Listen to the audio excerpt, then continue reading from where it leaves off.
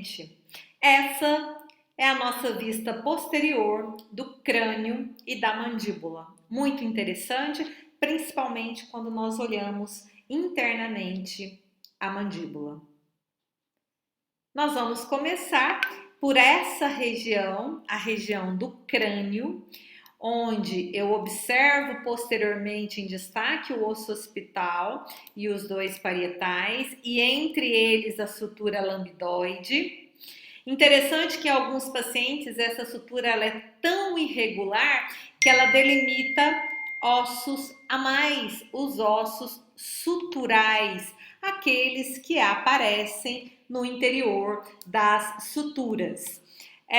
Além da sutura lambidoide dessa região, o osso occipital em destaque mostra a protuberância occipital externa e as suas linhas nucais, que são locais de fixação dos músculos da parte posterior do pescoço.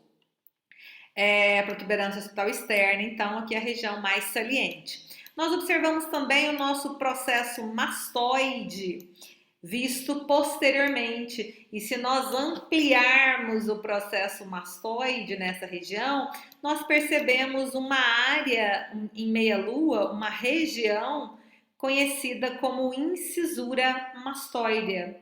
A incisura mastoidea é o local de origem de um músculo importante, o nosso músculo digástrico. Então, ele inicia-se na incisura mastoide, que fica na parte posterior do processo mastoide.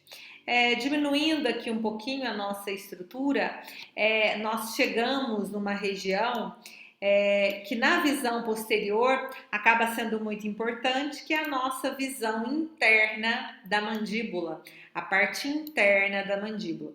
Então, aproximando a face interna da mandíbula, nós percebemos algumas regiões importantes. Então, aqui bem no plano mediano, essa região, eu vou ampliar um pouquinho mais, ela apresenta saliências pontiagudas, que no seu conjunto recebe o nome de espinha mentoniana.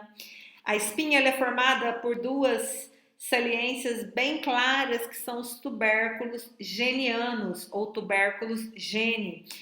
Esses locais são pontos de fixação dos músculos gênio-glosso e gênio-ióideo. Essa região da espinha mentoniana, vamos diminuir um pouquinho para a gente enxergar melhor onde nós estamos, ela também mostra um forame. Esse forame é conhecido como forame retromentoniano superior ou foramina lingual, e ele é um ponto de passagem de um ramo da artéria sublingual. Alguns pacientes, além do retromentoniano superior, apresentam dois aqui, às vezes um pouquinho mais central, que são os forames retromentonianos inferiores. Eles dão passagem para um ramo do nervo miloióide. E o nervo miloióide, passando por aqui, pode chegar a inervar a polpa dos dentes inferiores, uma característica de variação anatômica interessante.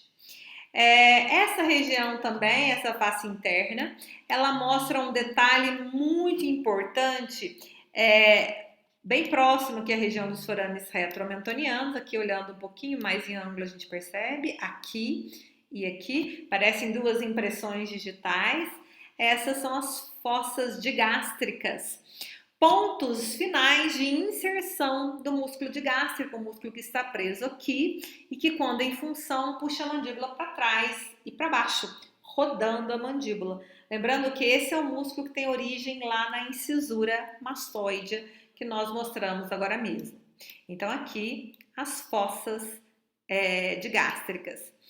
Nós temos também em destaque na face interna da mandíbula uma estrutura linear bem marcada, a nossa linha miloióidea. A linha miloióidea, ela consegue separar duas áreas um pouco mais profundas. Aqui a gente percebe essa região anterior e para cima da linha miloióidea é a fóvea sublingual, e essa região para posterior e para baixo da linha miloióidea, a fóvea submandibular. Essas fóveas são pontos de apoio locais onde estão localizadas as glândulas salivares, sublingual e submandibular.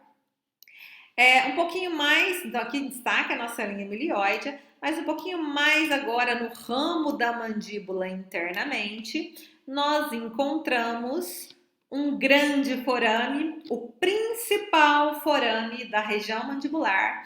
Esse é o nosso forame da mandíbula. O forame da mandíbula dá passagem para o nervo e para os vasos alveolares inferiores e é um importante ponto anestésico para a região mandibular. O forame da mandíbula é a entrada do canal da mandíbula. Na entrada do canal da mandíbula, melhor, na próxima, que é o forame da mandíbula, nós percebemos um risco, um sulco. Esse é o nosso sulco miloióideo.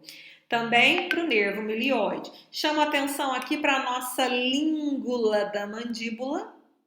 A língula é uma saliência um pouquinho pontiaguda na entrada do forame da mandíbula. E essa saliência prende o ligamento esfenomandibular.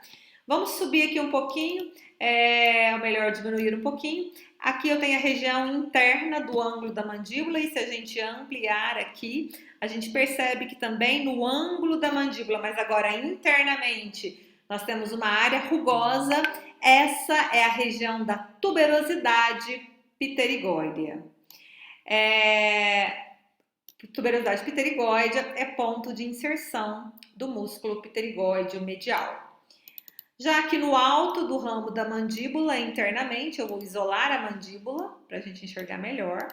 Essa região onde eu tenho o nosso processo coronoide internamente, o nosso processo condilar. Em algumas peças a gente enxerga aqui no coronoide uma crista, a crista temporal, que é mesmo o ponto de fixação do músculo temporal, que está preso no processo coronoide. Nós observamos internamente o nosso processo condilar, o côndilo. O côndilo internamente, olhando um pouquinho mais em detalhe, essa região interna do côndilo é um pouquinho mais profunda, conhecida como fóvea pterigóidea. O músculo que puxa o côndilo para frente e que está inserido aqui chama-se pterigóideo lateral. Esse músculo preso aqui, ele fica preso nessa região da fóvea pterigóidea. Então, fóvea pterigóidea no côndilo, tuberosidade pterigóidea no ângulo. Para finalizar essa vista, é um pouquinho mais complexo da gente ver, mas essa região interna e medial aqui da mandíbula, essa área é conhecida como região do trígono retromolar. Palpável, né, quando fazemos a anestesia para a localização do nosso forame da mandíbula. Essa, então, é a nossa mandíbula vista internamente, com muitos detalhes, com um forame importantíssimo para a nossa região mandibular. E com isso, nós terminamos essa simples vista posterior. Espero que vocês tenham entendido e na próxima aula nós falaremos da vista inferior do crânio. Até mais!